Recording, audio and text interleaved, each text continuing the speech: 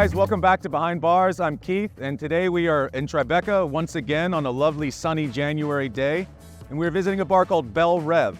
It kind of feels like your grandparents' living room, except you can get drunk. And it's run by a dear friend of mine, a respected colleague, Lea Logan. Let's come and meet her.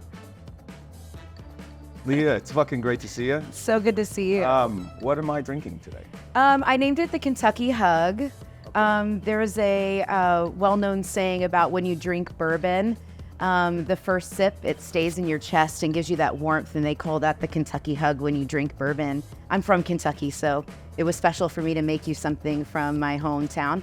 I also used the sweetener agent. I made a maple stave and sous vide a piece of barrel stave, like bourbon barrel stave, and sous vide it into Sous vide barrels? Yeah. All right. I sous vide barrel stave with organic maple syrup, and it gave it this really like smoky, like vanilla-y flavor into the maple syrup, which is also delicious on pancakes. We have verified that. I've heard about that. But it makes it amazing old-fashioned, kind of gives it a little bit of like love in there too. Yeah. So I was happy to make it for you. We're both Southerners. Absolutely. Deep South, proud and true.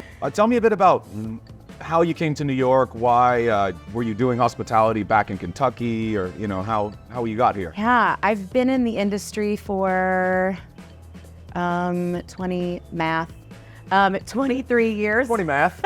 All right. Math. What is math?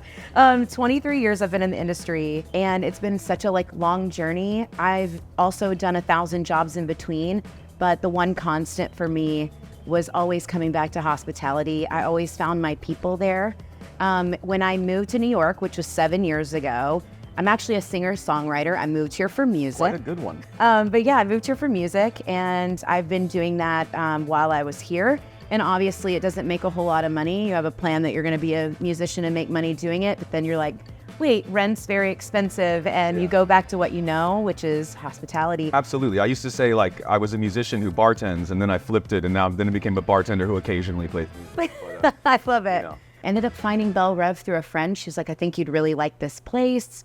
And I've been here now for 5 years, been running Belle Reve and here in New York City in TriBeCa. Yeah. So yeah. And I can say from my own experience, having been here before and after, I mean, when Vincent was here from Employees Only and that whole crew, you've really built it in your own way, in your own vision, in a really remarkable way. You've really changed it has its own culture and feel, and it's like even just the vibe of your bartenders, the girls you got working here and some of the guys too. It's just there's just a feel to it. Thank you. Well, those are some beautiful words. You're not supposed to bring me on a camera and make me cry, Keith. That's not. Well, that was my goal. Yeah. This place actually really changed my course in the industry. It really solidified my journey in the industry. I found this space, which is also affiliated with Employees Only, and their belief system and structure of what hospitality is and what it's about is everything that I ever felt naturally in my soul, but they put into textbook. And it was really easy for me. I mean, when I came here, I really found myself behind the bar. It gave me this beautiful confidence in myself that I didn't know. It gave me a sense of family and community, and it really, Belle Reve actually gave me life, and then I gave it back. And I think that that's the most beautiful part of hospitality. It's this unspoken family. Yes. And you build community, it's really and it just keeps you driving. So when the pandemic happened, I was really sad that a lot of our family that was here already had left. And I was kind of one of the only ones that had stayed in New York, and I contacted the owners and I was like, I can't watch this place go. I'm ready to take it over. I know what we need to do. I'm ready for it. It took on more than I knew at the time, but it really taught me so much. It was such a journey. It's been a beautiful journey. I have been so blessed and lucky. I feel like I've never worked for money as the goal. I've always worked based on passion, and everything else just always follows. Pay your rent with passion? I pay my rent with passion. I like that. Yeah. I know what you mean. But it always follows, I was never the type of bartender that was always looking at my tips all night. Yeah. I knew that if I put that out there, it was all going to be there at the end of the day. But the same way with when I led this place is I never focused on the paycheck. I focused on the fact that I loved it, and it gave so much to me, and I was ready to give back and see what we could do. And now here we are. I believe this. I tell my staff now, I'm like, I'll never ask you to do something I wouldn't do, but I've done it all. So Yeah. get ready. Yeah, exactly. I come from a athletic family. My father was a football coach. I was raised, never give up. Like, Yeah. failure's not an option. Just keep going. And I think all of that really, my entire life, when I look back at my journey and the things that have made me who I am, brought me to that moment in COVID. And this has been such a beautiful journey for me. I think before I thought maybe I could run a business. I've been in hospitality for a long time. You could run a business. And this like really solidified everything that I was feeling. And, I found things that I wasn't good at, I had to learn how to be good at. And it was such a challenge. I mean, I've gone through the journey of like the physical exhaustion, the emotional up and downs. But absolutely. at the end of it, I feel so rich in my soul from the community we've built and the bartenders that I have and the people that are here. This is kind of a, TriBeCa, you're going to have a bit of the high end, but obviously I know that not all of your guests are finance guys. Well, I think that's what the owners created Belle Reve. The name means beautiful dream. And they're... Je parle français, man. I don't know how true to French it is, but, it comes from like Streetcar Named Desire, the plantation. Yeah, the plantation in Streetcar Named Desire. For those of y'all that read. For those of you that read books. It won a Pulitzer Prize for Best Drama. It's pretty good. It's pretty good. That's a pretty big deal. The plantation in Streetcar Named Desire was named Belle Reve. And I think between the meaning of beautiful dream and a sense of security and home, they wanted to create a space that felt comfortable for everyone. So we do get people from Wall Street, stockbroker people, to we're a big hospitality industry too. Like we get all the late night. We're open you're an very industry late. bar too, for sure. We have, from tourists to people that come here for happy hour after, long office days. We have a huge clientele, very diverse group of people. But I think what we do has opened up an amazing, option to a bunch of different people. You got tater tots with caviar. I gotta say. I mean, I will give you credit for that. That was. I can't really take credit. I had it at PDT once, but as a suggestion, it's it is the epitome of highbrow lowbrow. Tell me a bit about the decor. I imagine a lot of this is Billy knowing his style, and he's a master of going to those old vintage stores. I mean, Macau, all of the beautiful things, and I love it. But it's, old shakers and just all kinds of stuff, like stained glass. Well, it's like that level of like comfort. He wanted things to feel kind of homey. I call them his tchotchkes. Totally. He's got his tchotchkes. Everything has a story, I can look at things and remember stories that he tells me of like why he has this or where it came from, and that's really special. But he does kind of the same things and threads it through employees only to here, with some of the photography, the red lighting like in the ceiling. Also too, like he does a little bit of that at Macau as well. So you'll see Billy's like little creativity kind of sprinkling through each of those stores that he owns. Never noticed this iron light fixture here. Oh my God, the chandelier. Oh, it's chandelier. It's definitely it's been here forever.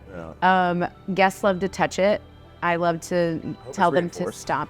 There was definitely a fun night where a guest had thought he could swing from the chandelier like a Sia song. Are you serious? I swear. Held on to it, pulled onto it, and ambers came out of the light fixture, ceiling. I had to drag a table under it, and we had a huge dance party going on. It was really sad to like cut the dance party for the chandelier catastrophe. Now I have a megaphone, and I get the megaphone out from behind the bar, and I'm like, "Don't touch my chandelier." Like Dushan says, you can have expensive things on the walls, but it means nothing if it's not for the people that are working there. They're what, people are coming back for. They're here to meet us. We're creating the energy in the room. So you can put whatever you want on the walls. It's really about the staff that you hire and how they make your people feel. My biggest thing when I'm training my staff in hiring people is mainly I want to sit down and feel like I can have a drink with this person because that's what they're paid to do.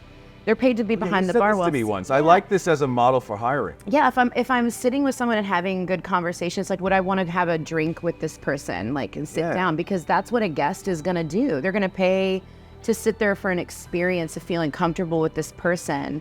And that's a really good note that I always kind of stay true to. Like, if we're having good conversation and they're like engaging and like feeling like warm to me, I definitely don't want someone that's feeling like cold and super career like focused. I want to know about you as a person and like what you're doing. So if they're saying those things, I'm like, okay, yeah, you're like part of our crew. What do you think has changed since you've been in the industry, and maybe particularly since COVID, let's say?